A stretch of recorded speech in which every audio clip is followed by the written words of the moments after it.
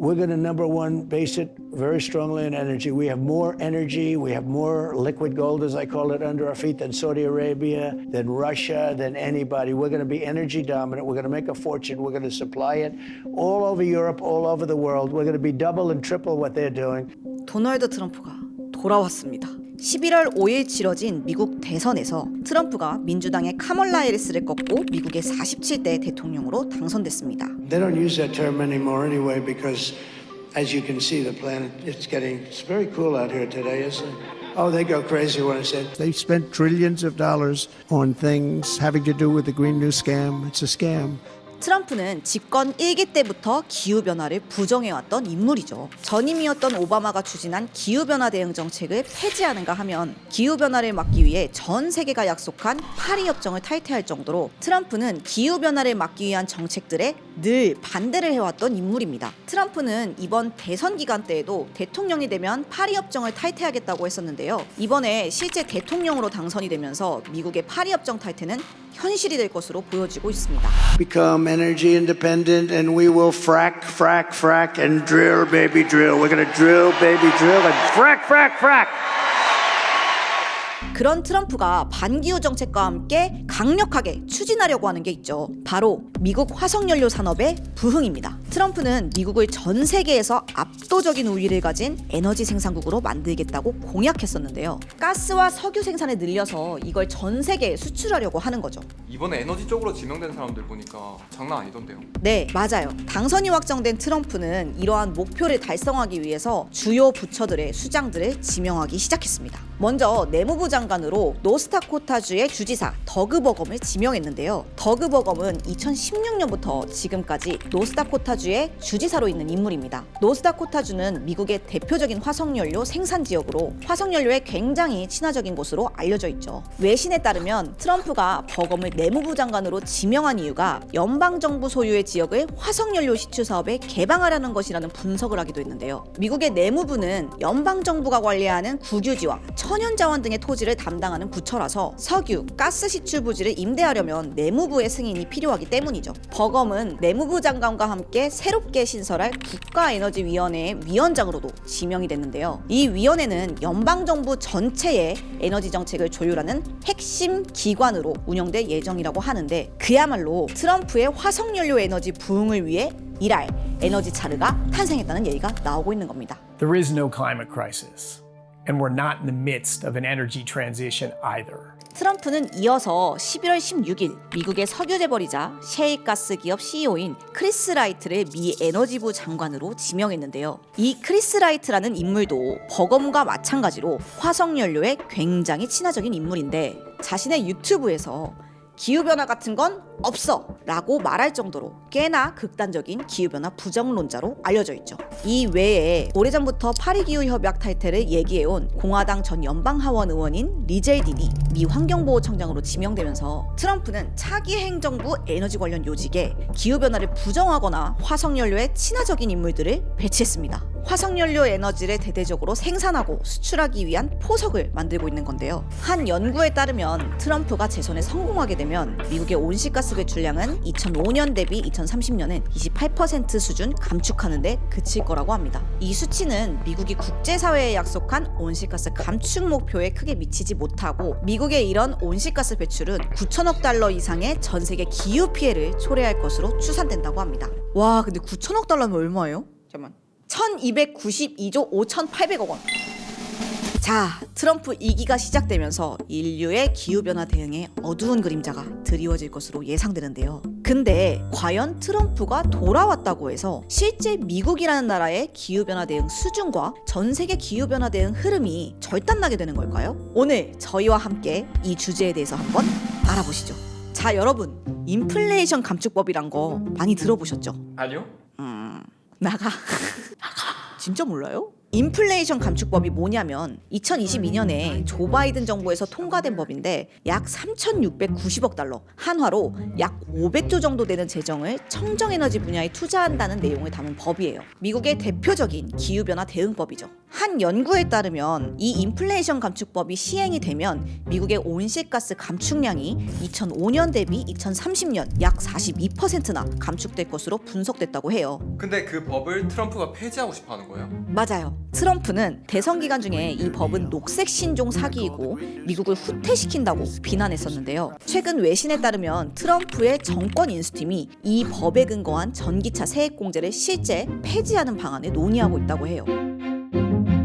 그런데 아이러니한 게 뭔지 아세요? 이 인플레이션 감축법을 추진했던 민주당이 아니라 오히려 공화당에서 이 법을 지키려 하고 있다는 겁니다. 미 공화당 소속의 연방 하원 의원 18명이 미 하원 의장인 마이크 존슨에게 인플레이션 감축법에 있는 청정 에너지에 대한 세액 공제를 폐지하지 말라고 촉구하는 서한을 보낸 건데요. 어떤 수준으로까지 얘기했냐면 이 법을 폐지하는 건 최악의 시나리오다 라고 말할 정도로 세게 말했어요. 그럼 그 이유가 뭘까 들어보면 재밌는데요. 이게 노린 건지 우연인 건지 이 인플레이션 감축법의 혜택을 법안을 주도한 민주당이 아니라 공화당 지역에서 훨씬 많이 보고 있었기 때문이라고 합니다. 공화당 의원들은 이 법 덕분에 지역에 많은 혁신과 투자가 일어났고 미국 전역에서 좋은 일자리가 많이 창출됐다고도 얘기했죠. 인플레이션 감축법에 대한 공화당 의원들의 이러한 입장 때문에 트럼프 2기 행정부가 들어오더라도 이 인플레이션 감축법을 실제로 폐지하기 위해 필요한 의회의 지지는 현실적으로 기대하기 어려운 상황이 된 거죠. 의회가 이런 분위기라면 지방정부는 과연 어떤 분위기일지 너무 궁금해지는데요. 미국의 많은 지방정부들은 트럼프가 대통령이 당선되더라도 미국의 기후변화 대응은 계속될 거라는 공동성명을 발표했습니다. 이 공동성명을 발표한 3개의 연합체들은 미국의 상당수 주들과 시, 각 분야의 기관들이 참여한 연합체들인데요. 제가 찾아보니까 이 연합체들의 규모가 미국의 사회 절반 이상이 될 정도로 상당히 크더라고요. Many cities, municipalities, districts are making the policy changes at the local level to allow them to meet those goals that the US has committed to at the global level.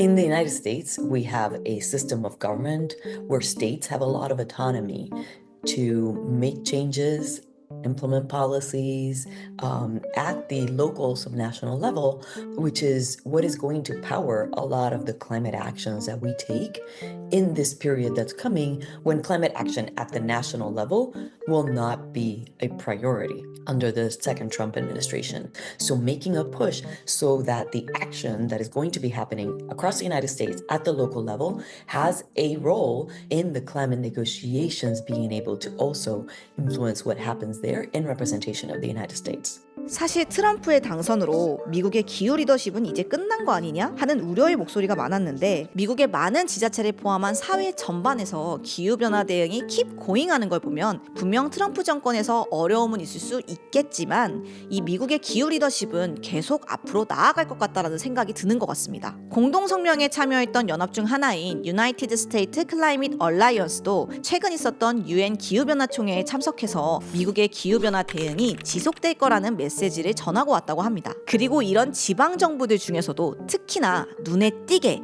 기후변화 대응을 열심히 하는 곳이 있는데요. 바로 미국 굴지의 기업들이 있는 캘리포니아주입니다. 캘리포니아주의 경제 규모는 일단 미국에서도 가장 큰데 해외 다른 나라들이랑 비교해도 세계 5위나 할 정도로 어마어마한 지역입니다. 그런 캘리포니아주에서 기후변화를 대응하기 위해 내놨던 가장 강력한 정책 중에 하나가 바로 기후공시라는 건데요. 기후공시? 그게 뭐예요? 기후공시를 쉽게 설명하면 기업들이 자신들의 기후변화와 관련된 재무적 위험이나 기회에 대한 정보를 투자자나 이해관계자들이 볼 수 있도록 공개하는 걸 말하는 겁니다. 그 취지는 투자자와 이해관계자들이 그런 정보를 바탕으로 기업들의 평가에서 지속 가능한 재무 결정을 할 수 있게 하기 위함인 거죠. 캘리포니아주는 2023년 미국에서 최초로 기후공시를 아예 법으로 만들었습니다. 그래서 캘리포니아주에서 사업을 하는 기업 중에서 일정 수준 이상의 매출을 내는 기업들은 2026년부터 온실가스 배출에 대한 정보를 의무적으로 공개를 해야 되는 거죠. 캘리포니아주에 소재하고 있는 애플, 마이크로소프트, 어도비, 이케아 같은 글로벌 기업들도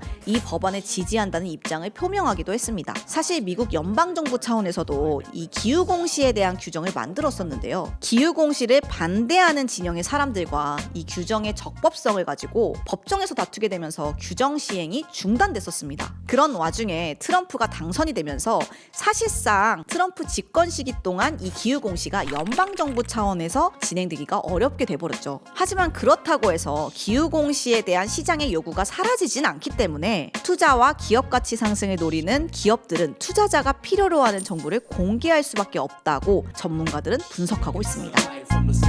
도널드 트럼프의 등장으로 미국의 기후변화 대응이 후퇴하는 것이 아니냐라는 우려가 들려오고 있습니다. 하지만 오늘 저희가 살펴본 내용들을 보면 기후변화 대응을 위해 힘쓰고 있는 미국 지방정부들의 정책, 미국 사회의 지지들을 기반으로 미국의 기후변화 대응, 기후 리더십은 앞으로도 계속될 것으로 보입니다. 지금 전 세계의 재생에너지 설비와 발전량은 아주 빠른 속도로 늘고 있습니다. 최근에는 재생에너지를 지금보다 3배 더 늘리고 전기를 저장할 수 있는 에너지 저장 장치도 대폭 늘리겠다는 국제적인 약속도 있었죠. 얼마 전에 발표한 국제에너지기구의 보고서에 따르면 이렇게 전 세계적으로 빠르게 일어나고 있는 청정 에너지의 보급 때문에 화석연료에 대한 수요는 2030년 이전에 정점을 찍고 내려오게 될 것이라고 합니다. 이제 2025년 1월이면 미국의 대통령으로 취임하게 될 트럼프. 앞으로 일어날 트럼프의 정책과 그 영향력을 과소평가해선 안 되겠지만 또 동시에 너무 그 영향력을 과대평가할 필요도 없지 않을까 하는 생각이 들었습니다. 저희가 이번 콘텐츠를 준비하면서 여러 전문가들의 의견을 많이 참고했는데요. 이분들이 다 하나같이 비슷한 얘기를 하더라고요. 트럼프의 복귀에도 불구하고 기후변화에 대한 전 세계 대응은 계속될 거라고, 그 큰 흐름을 바꾸긴 어려울 거라고,